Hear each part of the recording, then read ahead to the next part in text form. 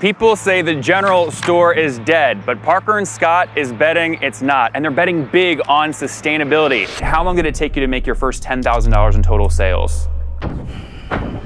Can you share first year sales? It was something just around like... My question is the business sustainable? Does this thing make money? Last month was... You guys are doing $1 a month in revenue. I want to make you guys an offer. If we haven't met, I'm Nathan Latka at Founder Path. Over the past 3 years, I've invested $200 million in 500 software companies just sitting behind my computer. Today, that all changes. I'm hitting the streets looking for small business owners that have a big idea. If their idea plus my capital could equal big returns, we'll do a deal right on the spot. Let's see if we can make something happen.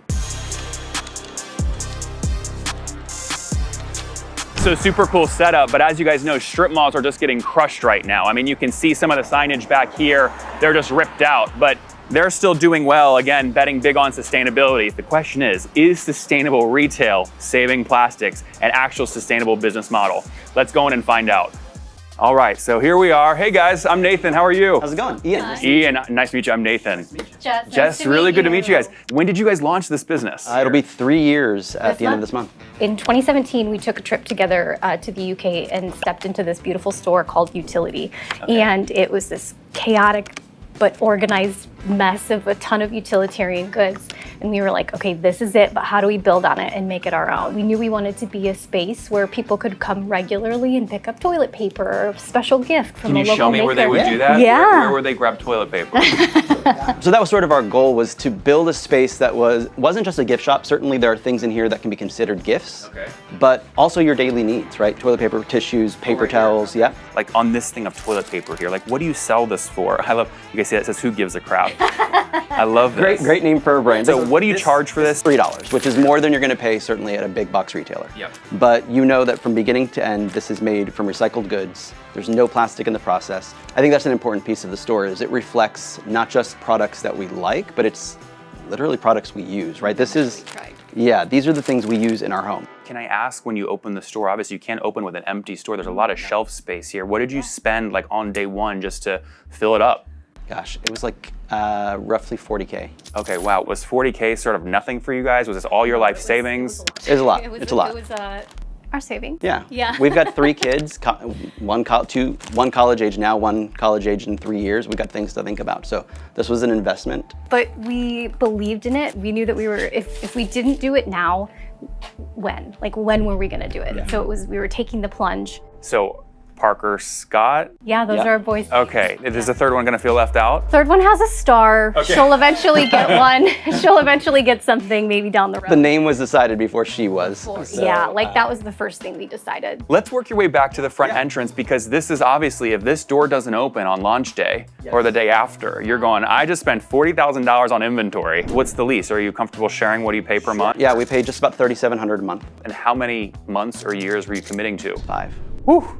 Who signed that paperwork? Both of us. Went in with our fingers and toes crossed and knew that we were, hoping that we were going to build something Yeah, a lot special. of faith. And then people just came on day one. We started building out like our Instagram presence and things maybe 6 months before. Yeah. How do you post in a way that gets attention to actually drive people right through this exact door to purchase? So we do a lot. We do it all ourselves.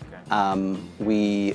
Obviously, we create content constantly, both about the store, about our own journeys, about the brands and the folks behind the brands. I'm Ben. I'm a jeweler and metalsmith here in Austin. My work is also here. It's called Year 901. This is her jewelry. Year 901. Those are her booby earrings. Oh, she calls them her booby earrings. That's amazing. So these, okay, so maybe, can you walk me through the economics on these? So this would be a $69 sale. Yep. What does Ben make? What do you keep? About half. So it's just 50-50. Pretty much, yeah.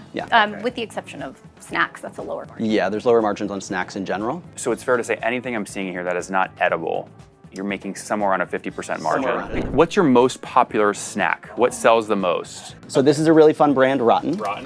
Fun branding, fun name. And what would this sell for? So this one is $5. $5, okay. And what does the margin look like on that for you versus the brand? Snacks are typically more around 35%. They retail for $5 top line. Yep. They make, Parker and Scott, the general store, right? They keep about 35%, which is about $1.50. Yep. And the other $3.50 goes out to Rotten, or the brand. Yep. How long did it take you to make your first $10,000 in total sales? 30 days. You did in 30 days? Yeah. Wow. What surprised you about the 10,000? Anything? We sold a lot of candles, and we Yeah. were like, man. Where are the candles? Can you take me to the candles? Did you almost pivot to a candle store? We were like, should we be a candle store?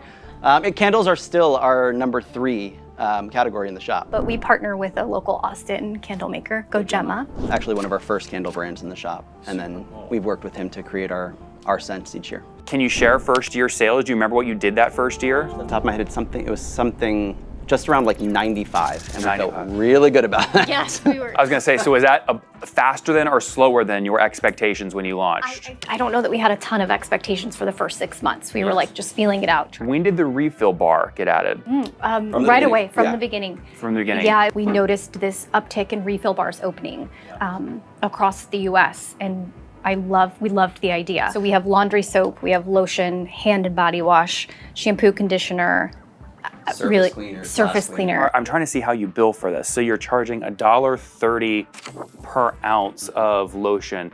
So do you like weigh, because people bring in random bottles, right? We weigh it first. If we just go back to last month, total sales at the entire shop, how much did this refill bar make percentage-wise? 15% maybe? Oh, that's pretty big. Yeah, One it's 15, substantial. 15% of total last month's sales came from this sort of square footage in the bar. Interesting. Are you comfortable sharing the actual number? What does 15% represent? So 15% of last month was 40. 40. You guys are doing $40,000 a month in revenue. Yeah. Guys, I'm actually pretty surprised. I would not have thought that a general store, which many people consider dead, in a strip mall, which is basically you're the only major tenant, where you're selling a combination of sort of, aromatherapy, snacks, and refill bars, is doing that kind of revenue. Are you guys paying yourselves? We're not yet. So Jess and I both work full time. Yeah. This is our side hustle. What would it take for you guys to quit your full-time jobs and go all in on this? 5 stores. You need 5 stores. I think to feel comfortable, again, we've got like real life things, right? Kids. 3 kids. Yeah. Kids. Why is 5 stores the number? In your head, I imagine you've come up with a number and you've reverse engineered. Her and number said, is probably lower than that. What's your number? What's your full-time number? 3 stores. 3 stores. I think we would need to hit $1 million. Of total combined revenue across all stores. So $83,333 per month across the combined stores.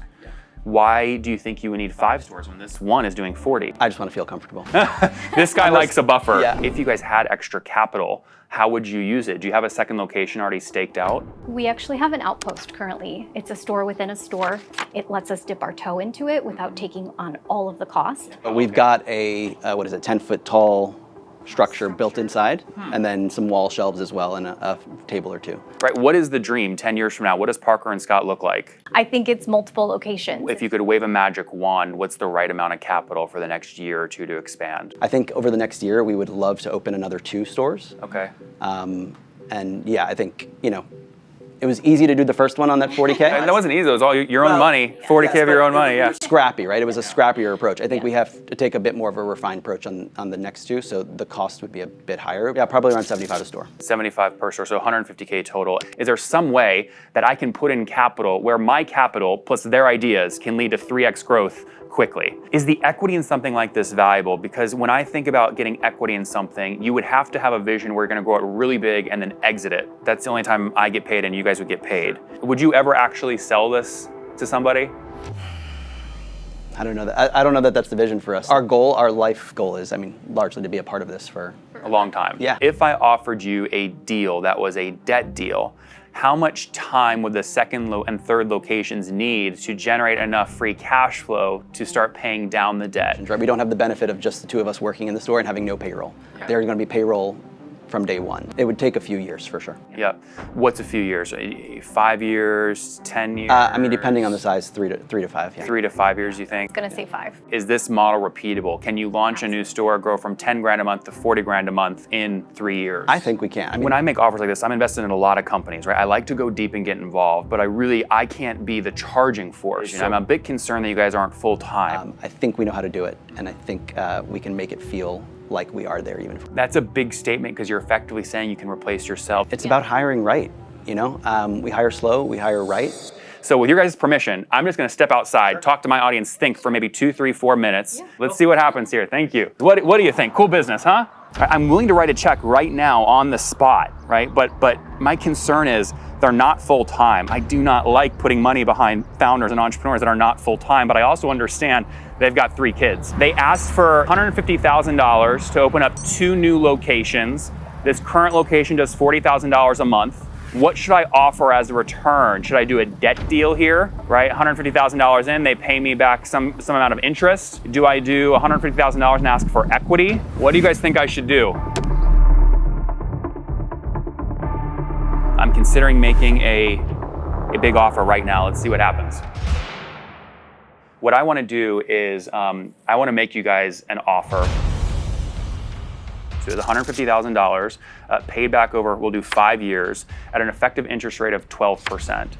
So what that means is, and that's an annual percentage rate. So 150,000 bucks, let's make the math easy. That's basically $17,500 per year in interest. Multiplied by that 5 years is about 92,500-ish in total interest over the 5-year period.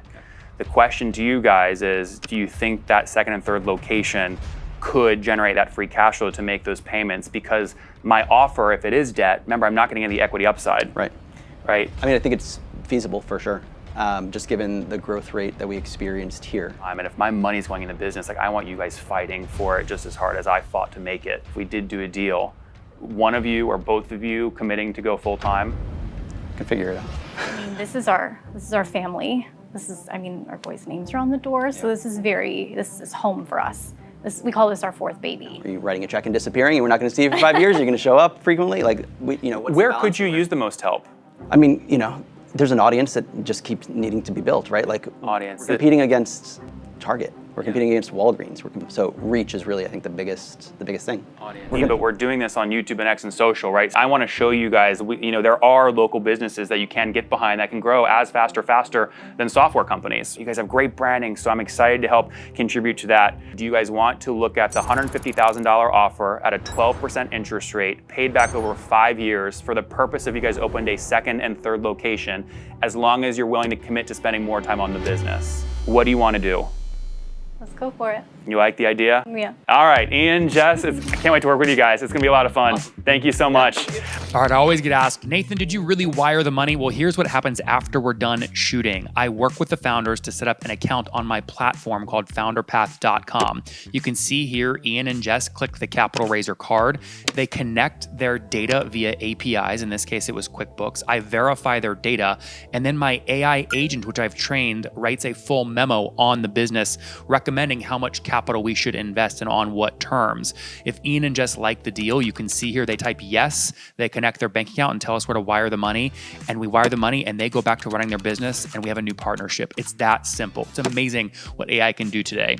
If you're looking for capital and you want an offer in under 2 minutes, simply go to founderpath.com to get your offer instantly. It's totally free to sign up, and maybe, just maybe, you'll be my next partner. Hey, if you want to see more deals just like this one, hit subscribe right now.